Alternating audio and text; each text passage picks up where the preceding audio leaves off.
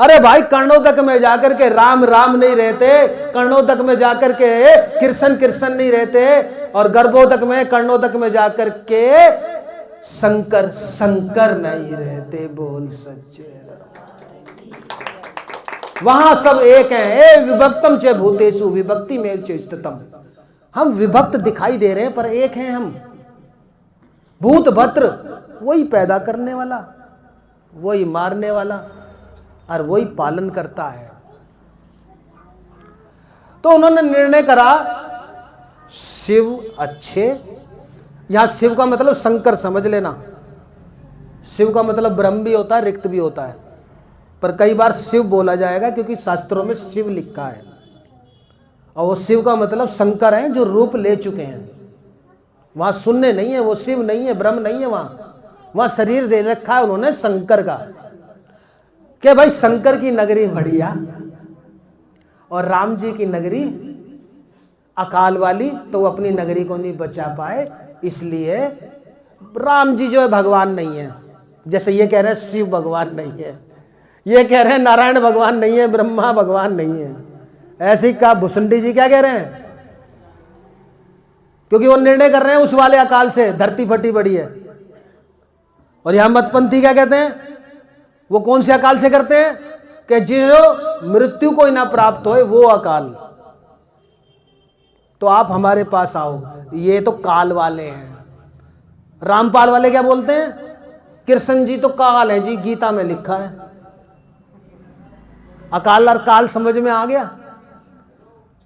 और काकभूषुंडी जी ने अकाल माना है उसको जो धरती फटी हुई है, सूखा पड़ा हुआ है। शिव जी अच्छे हैं, उनकी आराधना करनी चाहिए। वहां पे उन्हें एक तत्व ज्ञानी गुरु मिले, द्विज दयाल। उनको उन्होंने अपना गुरु बनाया। अब उन्होंने अपना गुरु बनाया और उनके ही जैसे वो मंत्र जाप करवाते, जैसे वो साधना करवाते, वैसे गरुड़ जी में साधना करने लगा, जाप करने लगा, संध्या वंदन करने लगा। अच्छा, तो आपने ये तो निर्णय कर लिया कि राम भगवान नहीं है, राम परमात्मा नहीं है, शिव भगवान है, शिव परमात्मा है।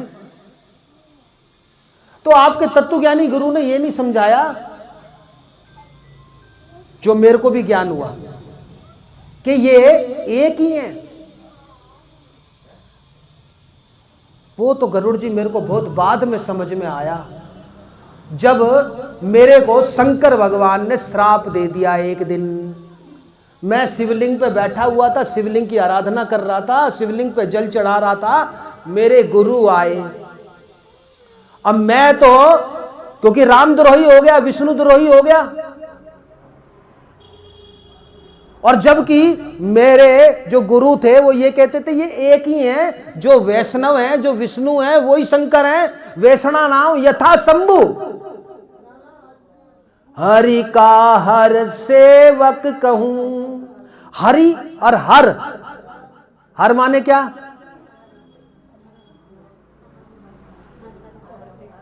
हर माने महादेव और हरि माने विष्णु। हरि का हर सेवक कहूं, सुगध खगनाथ हृदय महाऊं। मेरे गुरुदेव ने कहा हरि और हर एक ही हैं, ये बराबर हैं, इनमें ए विभक्तम कोई भेद नहीं है। तो मैं गुस्से में आ गया था।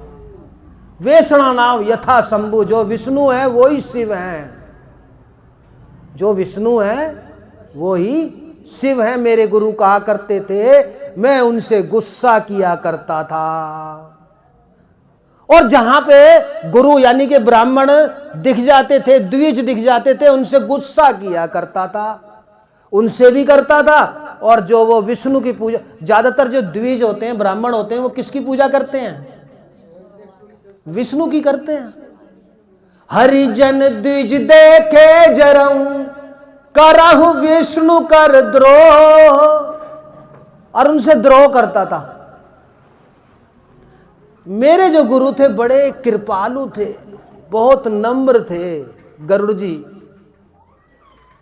वो व्यवहार तो देखते लेते थे और समझाते थे कि भाई इनमें भेद मत कर, बड़ा छोटा मत कर, और बहुत मृदुल थे। गुरु कृपाल नहीं कहे कछु और नहीं रोष लवलेश, पर अति गुरु अवमान ना सह नहीं सके महेश। गरुड़ जी जब मैं शिवलिंग पे बैठा हुआ था, जल चढ़ा रहा था, आराधना कर रहा था, तो तब मैंने देखा कि गुरु आ रहे हैं जिनसे मैं द्रोह करता था, क्योंकि वो कहते थे विष्णु भी परमात्मा है, शिव भी परमात्मा है। और जब वो आए तो मैंने सब कुछ छोड़ के आंखें मूंद के मैं साधना में ऐसे बैठ गया। हालांकि गुरु को थोड़ा आभास हो गया, पर उन्होंने सोचा हो सकता है कि ये भी साधना का ही अंग हो और ये ध्यान लगा रहा हो, तो इस शिवलिंग के आगे ध्यान में बैठ गया होगा। तुम गुरु को तो धोखा दे सकते हो, पर जो गुरु के गुरु हैं, जो गुरु के सत्य हैं, जो गुरु के सत्व हैं, शंकर उनको धोखा, वो साक्षी स्वरूप है, वो अब भी देख रहे हैं, वो तब भी देख रहे थे। और शंकर भगवान ने जैसे ही देखा वो प्रकट हो गए। प्रकट होते ही बोले, गुरु कृपाल नहीं कहे कछु। गुरु जी ने तो कुछ नहीं कहा, और नहीं रोष लवलेश, उनके अंदर कोई रेउस भी नहीं था, पर गुरुवती अवमानना सह नहीं सके महेश। महेश को क्रोध आ गया, उन्होंने प्रकट होके मुझे श्राप दे दिया कि भुसुंडी जा, तेरे को 1000 जन्म पशु के मिलेंगे। 1000 जन्म तू जैसे सर्प की भांति बैठा रहा, ऐसे ही सर्प बन के गुजारेगा, क्योंकि तूने गुरु का अपमान किया है तो मेरा अपमान किया है। बोल सच्चे। पर अति गुरु अवमानना सह नहीं सके महेश। महेश उस अवमानना को, गुरु के उच्चाटन को, गुरु के दरकिनार को सह नहीं सके और प्रकट होकर के श्राप दे दिया, 1000 जन्म मिलेंगे। अब 1000 जन्म जब मिलेंगे और वो भी सर्प के मिलेंगे, तो मैं तो हक्का बक्का रह गया। गुरु जी भी पसीने पसीने हो गए कि मेरा जो शिष्य था उसको 1000 जन्म पशु के निकालने पड़ेंगे। तो ये तो बहुत गलत बात हो गई। शंकर के आगे, भगवान के आगे हाथ जोड़े कि प्रभु ऐसा मत करो, इसने नादानी में ऐसे अवमानना कर दी होगी। शंकर जी ने कहा कि आप ज़्यादा जिद करते हो तो चलो मैं श्राप में संशोधन कर देता हूँ, इसको 1000 जन्म तो मिलेंगे, क्योंकि अब ये वापस तो लिया नहीं जा सकता श्राप, पर जिस भी जन्म में जाएगा तो ये जब चाहे अपने मृत्यु को प्राप्त हो सकता है, उस शरीर को छोड़ सकता है, और इसको हर जन्म की याद बनी रहेगी। तो गरुड़ जी ने पूछा कि उसके बाद क्या? कि उसके बाद मेरे गुरु जी ने कहा कि भैया तेरा और मेरा नाता यहाँ तक था, इसके बाद की यात्रा तेरे को अकेले को करनी है। श्राप में तो संशोधन हो गया, और मैं जब जब जन्म लेता, सर्प का लेता, तो मैं उसको तुरंत उसको त्याग देता। कभी 2 दिन बाद त्याग देता, कभी 4 दिन बाद त्याग देता। ऐसी 1000 जन्म हो गए।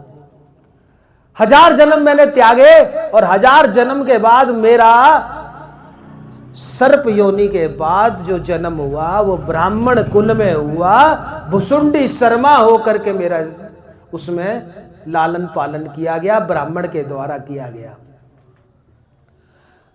ब्राह्मण ने पाला पोसा, परंतु मेरे को पिछले जन्मों की याद बनी रही, और यह भी याद बना रहा कि शंकर भगवान ने कहा था कि ठीक है मैं संशोधन कर रहा हूं, तेरे को हर जन्म की याद बनी रहेगी और तेरे को भक्ति प्राप्त होगी। तो वो बन गए भगत राम जी के। अब यहां पे राम जी छोटे हुए बड़े हुए, वहां तो जब पिछले जन्मों में थे 1000 जन्म से पहले, वहां पे तो शिव को बड़ा बना रहे और राम जी को, और जब शंकर भगवान का आशीर्वाद मिल गया तो भक्ति का आशीर्वाद मिल गया, इष्ट का आशीर्वाद मिल गया, शंकर का आशीर्वाद मिल गया, ईश का आशीर्वाद मिल गया, ईश्वर का आशीर्वाद मिल गया, तो मेरे से टाला नहीं जा सकता। मैं भगत बन गया राम जी का, और पक्का भगत बन गया। ऐसा भगत बन गया कि मेरे आगे जो भी कोई नया गुरु आता, जो भी नया डेरे वाला आता, जो भी नया मतपंथी आता, तो वो अपने अपने पंथ की बात करता। तो वो भुसुंडी जी, आप उनकी बातों में आ जाते होगे कि नहीं? मैं उनकी बातों में नहीं आता था। क्यों नहीं आता था? क्योंकि मेरी भक्ति इष्ट के कारण मजबूत थी। भक्ति इष्ट के कारण मजबूत थी। अगर भगवान शंकर आकर के तुम्हारी भक्ति को मजबूत कर दे तो कोई डिगा नहीं सकता। हम अब अपने मूल पर आए हैं, और वो मूल ये है कि भक्ति रो रही थी। श्रीमद् भागवत पहला अध्याय। कितना घूम फिर के आना पड़ता है। अब भक्ति क्यों रो रही थी? ज्ञान और विराग रो रहे थे। पहले विराग पे आ जाते हैं। ये विराग क्या है? वैराग्य क्या है? वैराग्य का मतलब है प्रेम। वैराग्य का मतलब है ए व्याभिचारिणी भक्ति। तभी तुम्हारी भक्ति पक्की होगी, तभी भक्ति का रोना रुकेगा।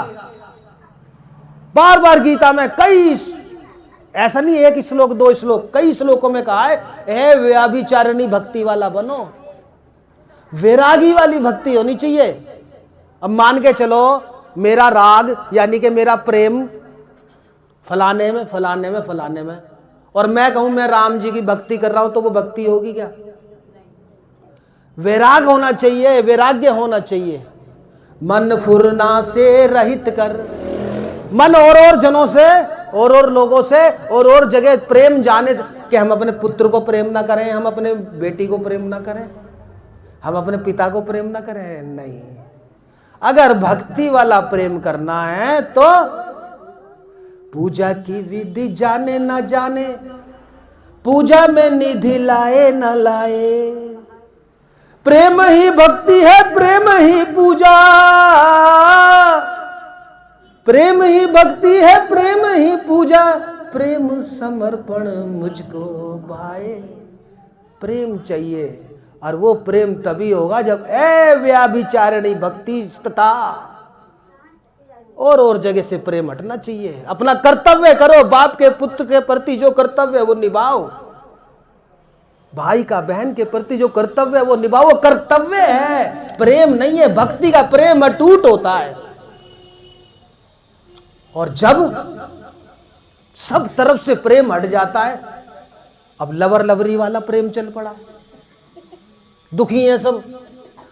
एक की बाइक पे लिखा था now no girlfriend no tension, जरूर प्रेम में पड़ा होगा। एक जने ने अपने मकान के बाहर लिखवा रखा था ना बीवी ना बच्चे, हम सबसे अच्छे, जरूर प्रेम में पड़ा होगा। प्रेम नहीं है वो। प्रेम क्या है? समर्पण है, वैराग्य है, विराग है। चाहे भक्ति कहो चाहे मुक्ति कहो, ओम नमो भगवते वासुदेवा। ये भगवत सत्ता में प्रेम होना चाहिए। चाहे तुम विष्णु को मानते हो तो, शिव को मानते हो तो, राम को मानते हो तो, कृष्ण को मानते हो तो। जैसे भुसुंडी शर्मा में शंकर के कारण ऐसा प्रेम पड़ गया कि मतपंथी आए जा रहे हैं, उसे विचलित करे जा रहे हैं, और गुरु आ रहे हैं, उसे कह रहे हैं कि ज्ञान में जाओ, ज्ञान असली चीज है, भक्ति असली चीज नहीं है। विराग का मतलब, प्रेम का मतलब समझ में आ गया। भक्ति जो जवान हो गई है पर रो रही है, उसका रोना कब रुकेगा?